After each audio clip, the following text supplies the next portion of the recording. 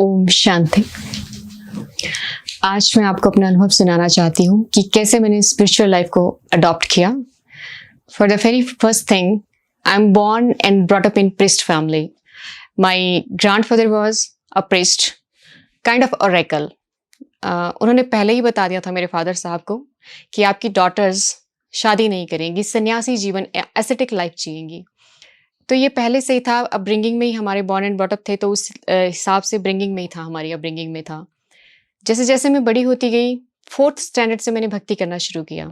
उस स्टैंडर्ड से मुझे जैसे दादाजी सुनाया करते थे गीता का पाठ, तो सदा वो कहा करते थे कि भगवान ने अर्जुन को ज्ञान दिया, तो कहीं ना कहीं वो शब्द बजते रहते थे। तो जैसे मैं अपने 10th लेवल पर पहुंची, तो मैंने दूसरे धर्मों को स्टडी करना शुरू कर दिया, because I was not convinced कि हिंदू धर्म में मम्मी जी कहते थे कि शिव जी भगवान हैं, दादी जी कहते थे नारायण भगवान हैं, और दादाजी कहते थे कि भगवान अनंत है। कहीं ना कहीं एक क्वेश्चन था, क्वेरी थी कि है कैसा, कोई नारायण कह रहा है तो कोई उसको श्री कृष्ण कह रहा है। फिर मैंने सारी धर्मों की जितनी भी वो थी स्टडी करना शुरू की कि फिलॉसफी कहती क्या है। But somewhere I was not satisfied, कि मुझे था कि मैं जिसको ढूंढ रही हूँ, क्योंकि मैं गीता में सुन रही थी कि उसके साथ हर रिलेशंस निभाए जा सकते हैं, पर मैं उस पॉइंट पे नहीं पहुंच पा रही थी कि वो रिलेशन कैसे निभाए जाए, कि वो मेरा फादर भी बन जाए, वो मेरी मदर भी बन जाए। तो काइंड ऑफ डायलेमा था और मैं उसको क्रॉस नहीं कर पा रही थी। मैं एक, जिसको कह सकते हैं, रिलीजियस डोगमा में थी। और धीरे धीरे ऐसे ही all of the sudden, I can say that out of the blue, मेरी एक नेबर आंटी थे, वो आए, तो उन्होंने मुझे कहा कि मुझे भगवान मिल गए। तो आई वॉज सरप्राइज्ड कि कैसे आपको भगवान मिल गए। उन्होंने कहा कि मैं पिछले 2 दिन पहले ब्रह्मा कुमारीज आश्रम में गई और वहाँ मैं अब 7 डेज का कोर्स कर रही हूँ, एंड आई एम सर्टेन कि भगवान धरा पर आ चुके हैं सिंस 1936। वो मेरे लिए शॉक था। जैसे ही वो मेरे घर से बाहर निकले और मैं तैयार हुई, और फटाफट मेरे घर से 15 मिनट की दूरी पर आश्रम था, और मैं दौड़ी दौड़ी वहां चली गई। मुझे ये था क्योंकि मैंने भक्ति की थी, मैं भगवान को ढूंढ रही थी, तो मुझे एक घमंड भी था कि मेरे दादाजी इतने बड़े प्रिस्ट हैं, मेरे बुआ के हस्बैंड बॉय जी वो प्रिस्ट हैं, तो समवेयर कि उनको नहीं मिला, इनको कैसे मिल गया। तो इसलिए मैं वहां चली गई, और जैसे ही मैं गई, मैंने डोरबेल रिंग की, दरवाजा खुला, सामने क्या देखती हूँ कि एक बहुत सुंदर चित्र है, और वो इतना आकर्षक है कि मुझे समझ नहीं आया कि वो मेरे अपने हैं कोई। मुझे लगा शायद मे बी कोई हॉलीवुड मूवी के एक्टर हैं।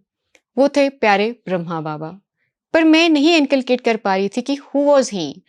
मेरे लिए वो बहुत अपने लग रहे थे मुझे। फिर सामने से सिस्टर आए, तो वो भी मुझे ऐसे लग रहे थे कि कुछ जाने पहचाने हैं, पर वो चित्र जो था ब्रह्मा बाबा का, वो मुझे बहुत खींच रहा था। मैं वहां बैठी तो मैंने उन दीदी से कहा कि जो आंटी जी को आप पढ़ा रहे हैं कि भगवान आ गए हैं, मुझे भी जाना है। तो उन्होंने कहा कि आप कल से आइए। मैंने कहा नहीं, मुझे आज से ही जाना है। तो दीदी ने मेरा 7 डेज का कोर्स शुरू किया। फॉर द फर्स्ट थिंग उन्होंने मुझे पढ़ाया कि आप आत्मा हो। अब मैंने वो सुन तो लिया, बट मैं कन्विंस नहीं हो पा रही थी बायोलॉजिकली कि how I can be a soul. वो एनर्जी मैं समझ नहीं पा रही थी, क्योंकि मैं अपने आप को बॉडी देख रही थी, तो मैं उसको समझ नहीं पा रही थी। बट हाँ, ये मुझे लग रहा था कि ये ट्रुथ है। 7 डेज का कोर्स हुआ, but I was typically in conundrum. मुझे ऐसा लगा कि हैवोक आ गया मेरी लाइफ में, क्योंकि जिनके साथ मैं जी रही थी, जो देवी देवता थे मेरे लिए, जो भगवान थे मेरे लिए, वो एग्जिस्ट नहीं कर रहे थे, और मैं एक फेक लाइफ जी रही थी। अब मेरे लिए मुझे ये भी लग रहा था कि ये कहीं ना कहीं सत्य है, क्योंकि जियोग्राफिकली मुझे लग रहा था कि यस इट्स ट्रूथ। साइंटिफिकली मुझे लग रहा था कि यस, लॉ यही इंडिकेट करता है कि God must be a supernatural part, कि उसे मूर्ति में नहीं बांधा जा सकता, किसी धर्म से नहीं जोड़ा जा सकता। बट मैं ये नहीं अपने आप को एक्सेप्ट कर पा रही थी कि मैं जो लाइफ जी रही थी वो तो फिर फेक थी। और मुझे ऐसे मैंने प्रश्न किए, तो दीदी ने कहा कि मुझे ऐसा लगता है कि हमारे यज्ञ में जो लिटरेचर लिखा गया है वो भ्राता जगदीश जी द्वारा लिखा गया है। उन्होंने मुझे एक बुक दी, the whole eternal world drama, कि आपको ये पढ़नी चाहिए। And I was kind of, मैं उस टाइम इतने डायलेमा में थी कि मैं कोई काम नहीं कर पा रही थी, तो मुझे लगा पहले मुझे वही पढ़ लेनी चाहिए। 7th डे पे दीदी ने वो बुक मुझे दी, और मैंने वो बुक एक रात में फिनिश कर दी, क्योंकि मुझे जानना था कि वाकई में भगवान आ चुका है, और ये 7 डेज का कोर्स इंडिकेट यही करता है, पर मैं इसको कैसे मानूं। तो जो वो बुक थी, वो बुक ही शुरू होती है ऑप्रेन एंड हेल्डेन की थ्योरी से। जहां साइंस फिनिश होती है कि ऑपरेंट हेल्डेन ये मानता है कि धरा ऐसे ऑरिजिनेट हुई होगी, वो बुक शुरू होती है ऑपरेंट एंड हेल्डेन की थ्योरी से। तो पहले ही मुझे टच हो गया कि शायद ये वे वर्ड, मतलब ये कहीं वे ऑफ वर्ड है, दुनिया के नॉलेज से कहीं और ही ऊपर है। तो उसमें भ्राता जी ने बहुत ही अच्छे तरीके से एक्सप्लेन किया है। मैं अच्छा क्या कहूँ, मैं ये कहूंगी कि the bestest writer of the world. मैं ये कहना चाहूंगी कि आज तक दुनिया में जितने भी राइटर रहे होंगे, शायद ही स्पिरिचुअलिज्म को कोई ऐसे एक्सप्लेन कर पाया होगा। आत्मा का जो प्रैक्टिकल एस्पेक्ट था कि सोल कैसे पिट्यूटरी ग्लैंड और हाइपोथैलेमस के बीच में रह रही है और आपकी बॉडी को चैनलाइज कर रही है, वो क्लैरिटी मुझे वहां से हुई और मुझे 100% फेथ हो गया कि मैं सोल हूँ और बाबा की, प्यार से हम भगवान को बाबा कहते हैं। तो उसमें भ्राता जी ने बड़े साइंटिफिक वे में एक्सप्लेन किया था कि why Shiva is called as God father. Super natural जो पार है उसको हम फादर क्यों कह रहे हैं, जो मैं भक्ति मार्ग में सुनती आ रही थी कि उसके साथ सारे रिलेशन जोड़े जा सकते हैं। पहली बार ये हुआ, उस रात मुझे समझ में आया कि वाकई ही उसके साथ सभी रिश्ते जोड़े जा सकते हैं। जिसको मैं ढूंढ रही थी, शायद वो सचमुच धरा पर 1936 से आ चुका था और मैंने एक्सेप्ट कर लिया उस रात को। वो बुक जो थी वो मेरी मदर बनी। उसने मुझे एक रियलाइज कराया साइंटिफिकली कि yes, you are a soul. और ये जो है एक ड्रामा है, ये 5000 ईयर का ड्रामा, ये उन्होंने बहुत ही अच्छी तरह से एक्सप्लेन किया है। इसका सेकंड पार्ट मैंने उसके बाद स्टडी किया, लेकिन मुझे 100% श्योर हो चुका था कि भगवान धरा पर आ चुका है। धरा का जियोग्राफिकल रिवोल्यूशन कैसे होता है, कैसे सन ऊपर नीचे जाता है, चाहे ट्रॉपिक ऑफ कैंसर पे है, चाहे कैप्रिकॉन पे है, पर वो क्लैरिटी मुझे हो गई थी साइंटिफिकली कि yes, God has to do nothing with the geography. उसको जियोग्राफी से कोई लेन देन नहीं है, चाहे सन ऊपर है चाहे नीचे है।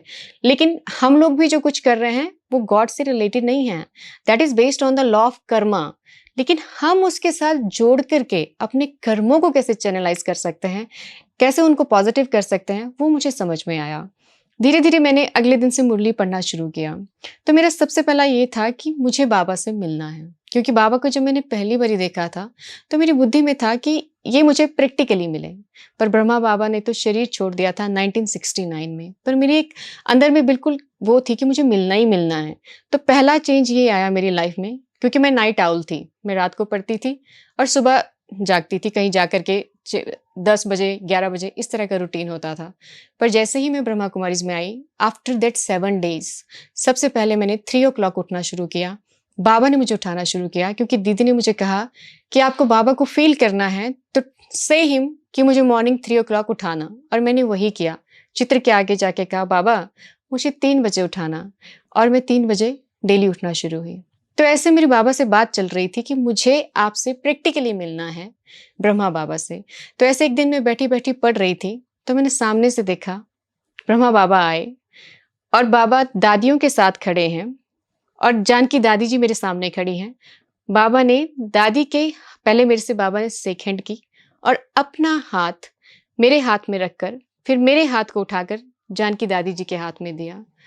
वो दैट एक्सपीरियंस वॉज मेस्मराइजिंग। मतलब मुझे ऐसा फील हुआ कि बाबा सचमुच मेरे सामने खड़े थे। रेस्ट उसके बाद मेरी दिल थी कि मैं शिव बाबा से भी मिलूं, मैं उनसे भी उसी तरह से मिलना चाहती थी। तो डेली मैं आश्रम जाती थी, डेली मुरली का प्रैक्टिस करती थी सुनने की, डेली मेडिटेशन करती थी। उस टाइम की जो मेरी मेडिटेशन थी वो इतनी सुपर कूल थी कि जैसे ही मैं बैठती थी मैं वतन में चली जाती थी, मैं डिटैच हो जाती थी। पर मुझे समझ नहीं आता था कि डिटैचमेंट है क्या। हाँ, मैं हल्का फील करती थी, मेरे संस्कारों में, हैबिट्स में चेंज आ रहा था। मुझे समझ नहीं आ रहा था कि इतनी जल्दी क्यों आ रहा था। मेरी फैमिली भी नहीं समझ पा रही थी कि मैं एकदम इतनी कैसे बदलती जा रही हूँ। धीरे धीरे मुझे समझ में आया कि बाबा कैसे एनर्जी को चैनलाइज कर रहे थे। तो एक दिन मैंने मुरली सुनी, तो मुरली में बाबा ने कहा कि जब बच्चे बाबा को बहुत प्यार से बुलाते हैं, तो बाबा ने कहा बाबा साकार बाबा के अलावा भी शिव बाबा स्वयं परम धाम से उतरकर बच्चों से मिलता है। तो मेरा बाबा से ये थॉट में बात चल रही थी कि आप मिलते हैं, आप ये वादा करते हैं, तो मुझसे भी मिलिए। जैसे ही मैं वहां से बाहर निकली, वहां से लेके मेरे घर तक का जो 15 मिनट का डिस्टेंस था, उस डिस्टेंस में मैं परम ज्योति को देख पा रही थी, फील कर पा रही थी। मतलब मुझे ऐसा लग रहा था कि बाबा की किरणें, जैसे सूरज है वो मेरे बिल्कुल पास आया है और वो किरणें मुझ पर पड़ रही हैं। मुझे नहीं समझ में आया कौन मेरे आगे आया कौन गया। मैं उसी भाव में, उसी इमोशन में सेट थी और पहुंचती पहुंचती अपने घर पहुंच गई। उसके बाद फिर मुझे ये पालना मिली लगभग 6 महीने के लिए। और फिर मेरा मधुबन जाना हुआ। जब मधुबन जाना हुआ तो फॉर द फर्स्ट थिंग जैसे ही मैं बाबा से मिली, मैं टोटली अशरीरी हो गई, कंप्लीट आत्मिक अवस्था में आई और मैंने अपने आप को, बाबा सामने बैठे थे, दृष्टि दे रहे थे और मैं शरीर से न्यारी थी। मैं इतनी न्यारी थी कि मैं अपने ऑर्गन्स को भी देख पा रही थी। एक-एक ऑर्गन मुझे नज़र आ रहा था और इस चीज़ को मैंने फिर प्रैक्टिकली यूज़ किया। बाबा ने कहा, बच्चे, उस मुरली में बाबा ने शब्द यूज़ किए थे, प्योरिटी ही बाबा ने कहा था संसार को चैनलाइज़ कर पाएगी, बीमारियों को समाप्त कर पाएगी, दुखों को समाप्त कर पाएगी। एक छोटा-सा किस्सा एट द एंड में सुनाना चाहूँगी। जब मैं अपनी मास्टर्स में थी तो एक पेशेंट था, 14 ईयर्स ओल्ड का बॉय था और उसका इतना मैसिव वो एक्सीडेंट हुआ था, हेड इंजरी इतनी वो थी कि वो बेड पर था, ट्रिकोस्टमी थी और उसके लिए ये था कि वो अपना चल सकता था, मसल वास्टिंग 100% होने को आई थी। तो डॉक्टर्स ने कह दिया था कि अभी कुछ ही दिनों का मेहमान है। तो मेरी प्राइवेट वार्ड में ड्यूटी थी, मैं डेली जाती थी और मैं रोज़ मुरली पढ़ के सुनाती थी। मुझे भी नहीं समझ में आती थी कि प्योरिटी बाबा कैसे कहते हैं। तो मैं रोज़ मुरली सुनाती थी, उनकी मदर सुनती थी और वो बेटा वेजिटेटिव स्टेट में था, वो भी सुनता था। मैंने देखा 15 दिन के बाद उस बच्चे में चेंज आया, उसकी मसल्स जो थी वो हिलना शुरू हुई और जो फीड हम दे रहे थे उस फीड का पॉजिटिव रिस्पॉन्स आना शुरू हुआ, क्योंकि उसको फीड लग नहीं रही थी, उसकी मसल मास जो है वो ग्रो होना शुरू हो गया। तो डॉक्टर वॉज सरप्राइज्ड कि हो क्या रहा है। तो उन्होंने वैसे ही बात की कि ऐसा नया हमने क्या इम्प्लीमेंट किया कि जो इसका शरीर में मांस बनना शुरू हो गया। तो उन्होंने, वैसे हम बात कर रहे थे तो उन्होंने कहा कि वो जो स्टूडेंट आती है वो 4 पेज का कुछ पढ़ती है और शायद ये उसका प्रभाव है। तो हमने बैठ के बात की। उन्होंने मुझे कहा, बेटा आप क्या पढ़ते हो? तो मैंने कहा, मैं मुरली पढ़ती हूँ। उन्होंने मेरी मुरली सुनी, देखी। उन्होंने कहा शायद इसका कुछ इम्पैक्ट है, इस बच्चे पर कोई इम्पैक्ट है। तब मैंने डीपली एनालाइज़ किया कि पावर ऑफ प्योरिटी क्या है। जो महावाक्य बाबा उच्चारते हैं वो महावाक्य में इतनी पावर है, वो प्योरिटी उस आत्मा को टच कर रही थी। फ्रीक्वेंसी का लेवल इतना हाई था कि उस फ्रीक्वेंसी में उस चीज़ को अचीव करना इजी था। तो मैंने देखा उस पेशेंट ने अचीव की अपनी हेल्थ और धीरे धीरे धीरे वो परिवार ज्ञान में आया। आज वो बेटा यूएस में है और पूरा चलता फिरता अपना काम स्वयं करता है। तो इन्हीं शब्दों के साथ इंसिडेंट्स तो बहुत सारे हैं कि कैसे हमने बाबा को जाना, बाबा जो हमें पढ़ा रहा है प्रैक्टिकली कैसे हमने यूज़ किया। लेकिन अब मैं इन्हीं शब्दों के साथ इस अपने अनुभव को समाप्त करना चाहूँगी। ओम शांति।